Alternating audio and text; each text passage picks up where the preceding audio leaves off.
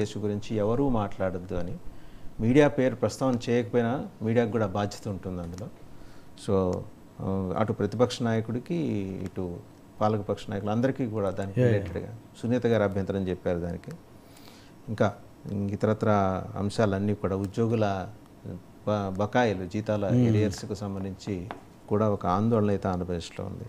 To start with ముందర national తీసుకున్నాం. So చాలా కీలకమైన చారిత్రాత్మకమైన అంటే మూడోసారి వస్తుందా లేదా ఇదంతా జరుగుతున్న ఈ సమయంలో మొదటి దశ ఈరోజు మొదలైంది.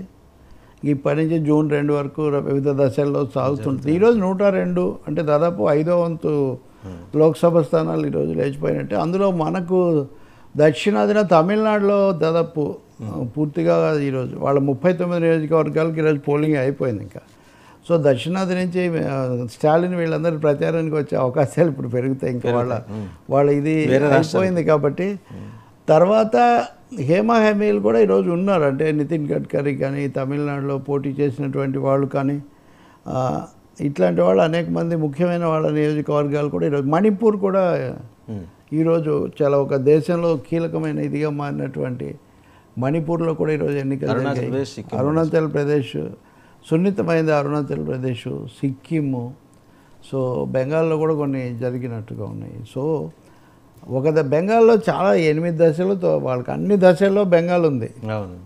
సో ఎప్పుడు బెంగాల్లో 13 దాకా ఉందండి. అందుకనే కాబట్టి ఇప్పటివరకు ఘటనలు మేజర్ ఘటనలు ఏమీ రాకపోవడం సంతోషకరం.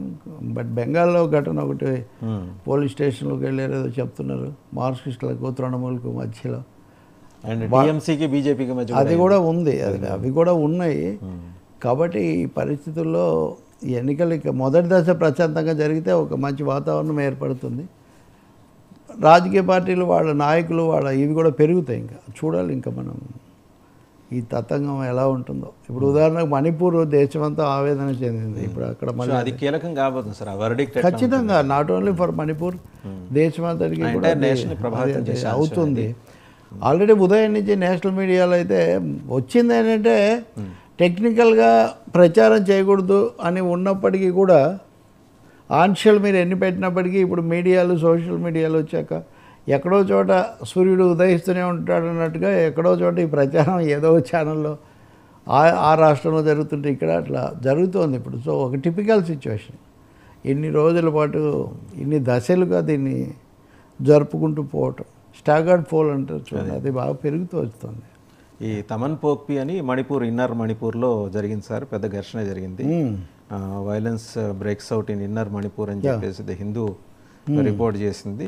ఓకే, అది వెంబడే సెక్యూరిటీ ఫోర్సెస్ అదుపులోకి తీసుకున్నాయి. అంటే మిస్క్రియంట్స్ ఎవరో షూట్కి పాల్పడటంతో. సో ఫస్ట్ ఫేజ్ ఇన్నర్ మణిపూర్లో జరిగిన దాని ప్రభావం ఫర్దర్గా కూడా ఉండే అవకాశం ఉంది. చూడాలి. Manipur is to be watched అనేక విధాలు. ఇంఫాల్ ఈస్ట్ డిస్ట్రిక్ట్స్లో కూడా జరిగింది.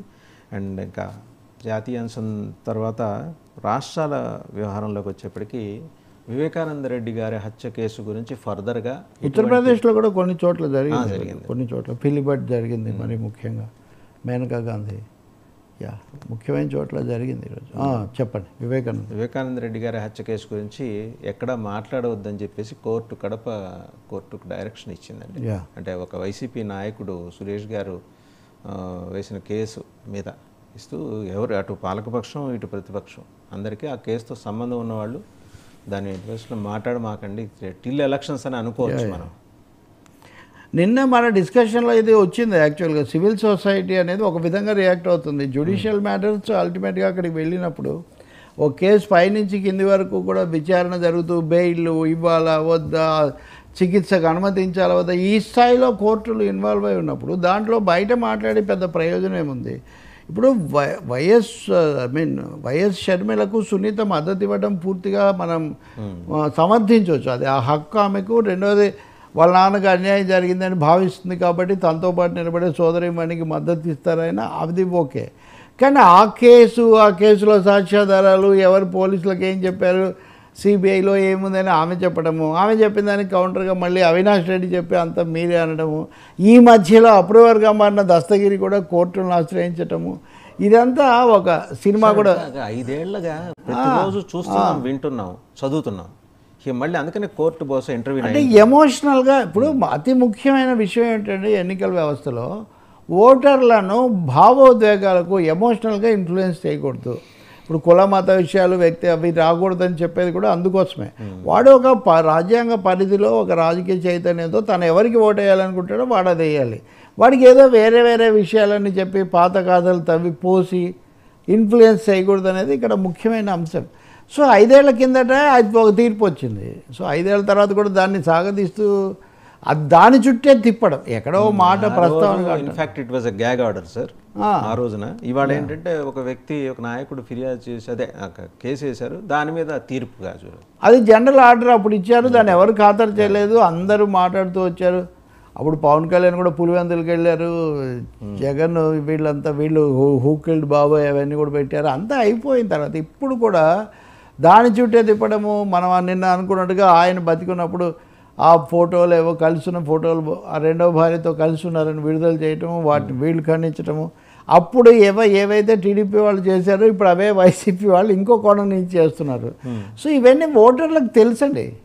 కడప ప్రజలకు వైఎస్ కుటుంబానికి సంబంధించిన చాలా విషయాలు వాళ్ళు బాగా తెలిసి వాళ్ళు తీర్పు వాళ్ళు ఇస్తారు. రెండవది రాష్ట్రం అంటే వైఎస్ కుటుంబం కాదు, లేకపోతే ఒక వివేకానంద రెడ్డి హత్య కాదు, ఇవన్నీ కంటే అందువల్ల కోర్టు ఒక నిర్ణయం తీసుకుంది. ఇద్దరికి కూడా చెప్పింది, అది కూడా గుర్తించారు ఇరుపక్షాలకు కూడా. ఇప్పుడు ఇది ఎక్కువగా అట్నుంచి అంటున్నారు కాబట్టి వాళ్లకు అని వీళ్ళు సంతోషపడవచ్చు, కానీ వీళ్ళు కూడా రోజు కథలేస్తూనే ఉన్నారు. చెప్పకపోయినా మీడియాకు కూడా ఇది వర్తిస్తుంది సార్, వర్తిస్తుంది, మీడియాకు కూడా వర్తిస్తుంది. ఆశ్చర్యం ఏమంటే అవినాష్ రెడ్డి బెయిల్ ఆ సమస్య వచ్చినప్పుడు జస్టిస్ లక్ష్మణ్ ఆయన తీర్పు ఇచ్చినప్పుడు మీడియాలో నేను కూడా ఒక రోజు ఇట్లాగే ఉదయం చర్చలో ఉన్నా. నేను దీని మీద మనం ఎక్కువ